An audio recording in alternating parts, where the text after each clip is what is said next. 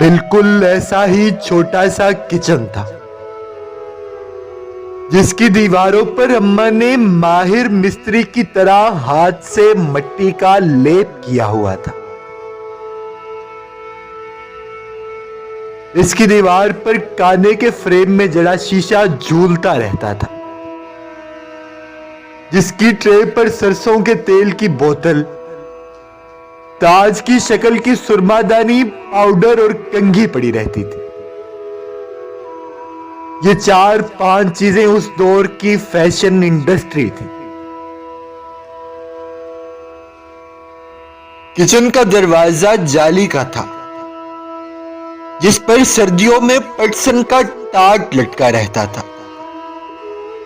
صبح صبح تیار ہو کر جب کچن میں ٹاٹ کی دبیز تہ پر آلتی پالتی مار کر چولہے کے قریب بیٹھنا تو توے پر اماں کی انگلیوں کے بیچ گھومتی شرماتی آلو والی روٹی بھوک بھڑکا دیتی تھی۔ اماں روٹی کو یوں گھماتی تھی جیسے کسی عرس پر مست ملنگ گھومتا ہے۔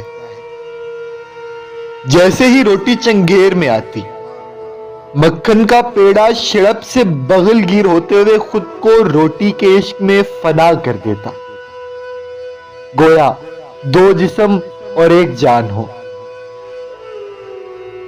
دہی کی کٹوری میں شکر کا چھڑکاؤ کر کے روٹی کے کناروں کو میری پوسٹ کی طرح اگنور کرنا اور عین وسط میں سے کڑکتا نوالا اٹھا کر دہی میں غسل دینا۔ ٹھنڈے ہاتھوں میں گرم روٹی ٹکور کرتی تھی اور اسی اثناء میں دوسری روٹی and next please take a side کہتی ہوئی چنگیر میں آ جاتی تھی اور چنگیر کی رونق بڑھاتی تھی۔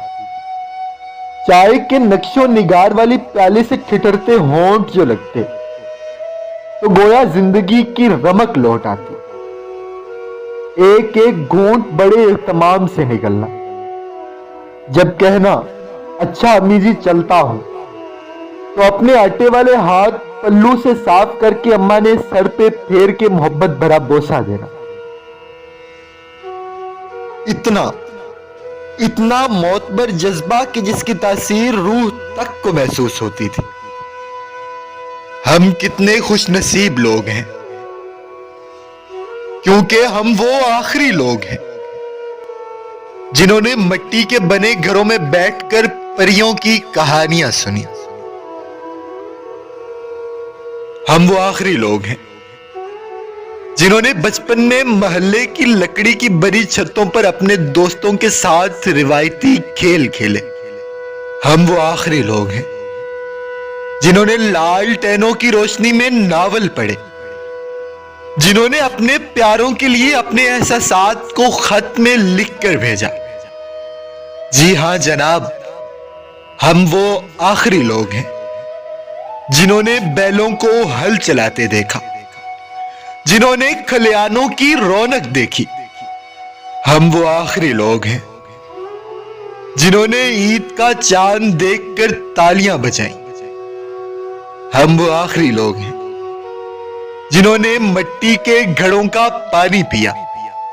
ہمارے جیسا تو کوئی بھی نہیں، کیونکہ ہم وہ آخری لوگ ہیں جو سر پہ سرسوں کا تیل انڈیل کر اور آنکھوں میں سرما لگا کر شادیوں پہ جاتے تھے۔ ہم وہ آخری لوگ ہیں جو پلاسٹک کے جوتے پہن کر گلی ڈنڈا کھیلتے تھے اور گلے میں مفرل لٹکا کر خود کو بابو سمجھتے تھے۔ ہم وہ دل فریب لوگ ہیں جنہوں نے شبنم اور ندیم کی ناکام محبت پہ آنسو بہائے اور جہانگیر خان اور جان شیر کو نکمے ترین انسان سمجھتے رہے۔ ہم وہ بہترین لوگ ہیں جنہوں نے تختی لکھنے کی سیاہی کالی کرنے کے لیے دوات میں چینی پھینکی، جنہوں نے سکول کی گھنٹی بجانے کو اعزاز سمجھا۔ ہم وہ آخری لوگ ہیں جنہوں نے رشتوں کی اصل مٹھاس دیکھی۔ ہمارے جیسا تو کوئی بھی نہیں، ہمارے جیسا تو کوئی بھی نہیں۔ जब कच्चे घर की जगह पक्की दीवारें खड़ी करने का फैसला हुआ तो आपा ने कॉल करके कुछ वक्त के लिए मोहलत मांगी, जैसे पुराने घर में इनका कुछ रह गया हो। घर आई और इन दोनों दीवार को एक टुक देखती रही, स्पेशली वो किचन की दीवार जिस पर उन्होंने हसीन फुलकारियां करंदा की थी। कैसे मोहब्बत हो जाती है इन मट्टी के दरो दीवार से। आपा ने हम सबको आप दीदा कर दिया। सबकी आंखें नम और दिल गमज़दा थे। यूं महसूस हो रहा था जैसे आंगन में रहने वाले मकीनों से ही बरकतें और रौनकें थी। बस वो सारा मंजर आंखों के आगे घूम गया जब सहन में धूप सेकने तमाम बहन भाई और अब्बा अम्मा बैठा करते थे।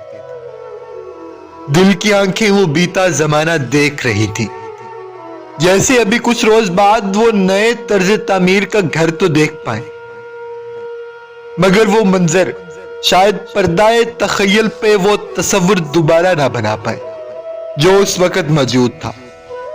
सब कुछ वैसा ही नजर आ रहा था, मगर इस सारे मंजर में अचानक ही सब कुछ धुंधला सा गया था। मां नजरों के सामने से अचानक हंसती खेलती ओझल हो गई थी, कपकपाते लर्जते होंठों और घिघियाई आवाज में आपा बस इतना ही कह पाई, मां याद आती है, मां याद आती है।